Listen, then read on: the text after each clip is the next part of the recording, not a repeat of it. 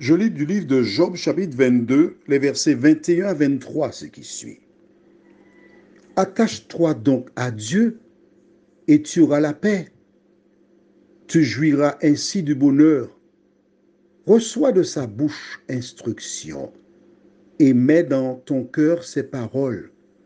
Tu seras rétabli si tu reviens au Tout-Puissant, si tu éloignes l'iniquité de ta tente. Prions. Seigneur, que ton nom soit exalté sur toute la terre. Alors que nous verrons cette nouvelle attaque de ces hommes, de cet homme en particulier. Merci Seigneur de nous éclairer, nous fortifier au nom de Jésus. Amen. Voici ce même Eliphaz qui a attaqué hier, qui persiste en disant au début du verset 21, attache-toi donc à Dieu. Qu'est-ce que ça veut dire? S'il lui dit attache-toi, cela veut dire que Job est détaché de Dieu. Comment peut-il connaître la relation de Job avec Dieu?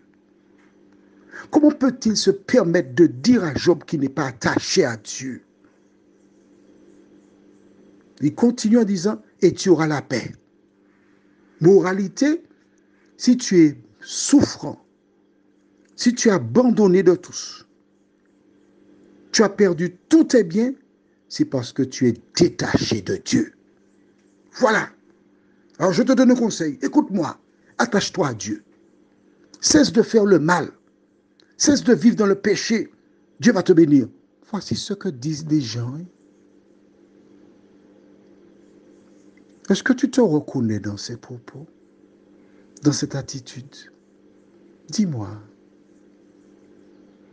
Beaucoup de personnes se disent chrétiennes, portent la Bible sur leur poitrine, mais je voudrais leur dire qu'un jour, cette Bible les condamnera. Combien de fois vous nous jugez?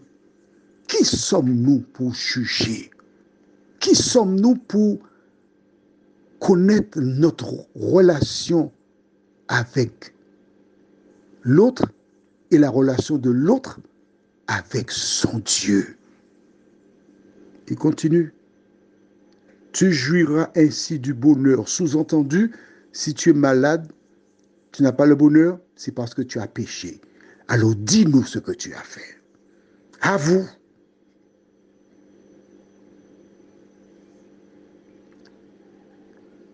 Fondamentalement, lorsque nous nous attachons à Dieu, il nous donne la paix. C'est vrai. Je peux dire cela pour moi, mais je ne peux pas dire ça à quelqu'un d'autre puisque je ne connais pas la vie de la personne.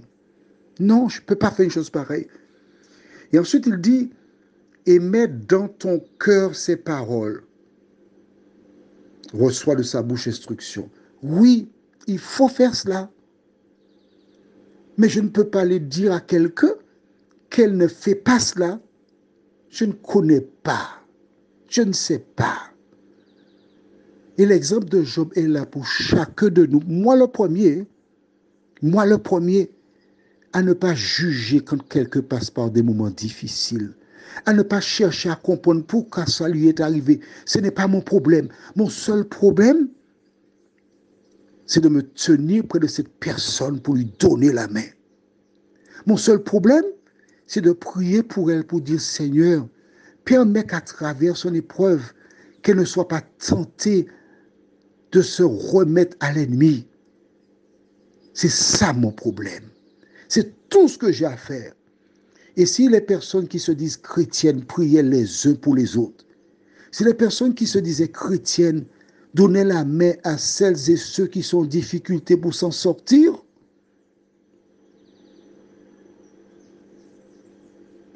nous aurions déjà conçu un monde meilleur. Alors, Que penses-tu?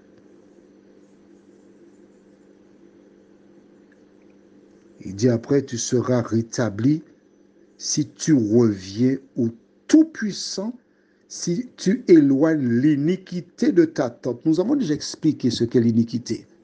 Ça veut dire, quand tu dis si tu éloignes l'iniquité, on voit le péché de ta tente, ça veut dire que le péché de ta tente, c'est pourquoi tu souffres.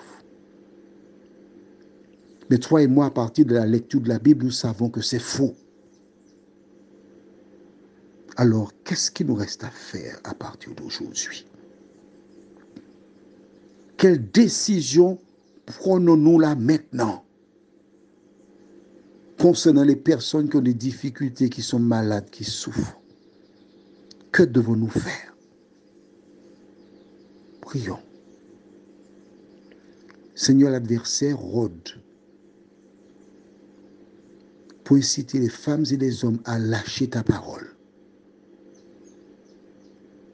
Quand nous regardons l'état de Job, à l'époque, les hommes avaient lâché cet homme, le critiquaient, le condamnaient, jusqu'à lui dire, si tu reviens à l'Éternel, ce qui veut dire que tu as lâché la main de l'Éternel. Seigneur, qui ne lâche pas ta main. Jacques 3, verset 2 déclare, nous bougeons tous de différentes manières. Mais tout ce que tu nous demandes, c'est de reconnaître nos erreurs et de revenir à toi de cœur sincère. Père, merci pour l'exemple de ces hommes. Aide-nous à ne pas les suivre, mais seulement à développer le caractère et l'amour de Jésus en nous, nous t'en prions, en son nom et pour ta gloire éternelle. Amen. Je te souhaite une bonne journée sous le regard de Dieu.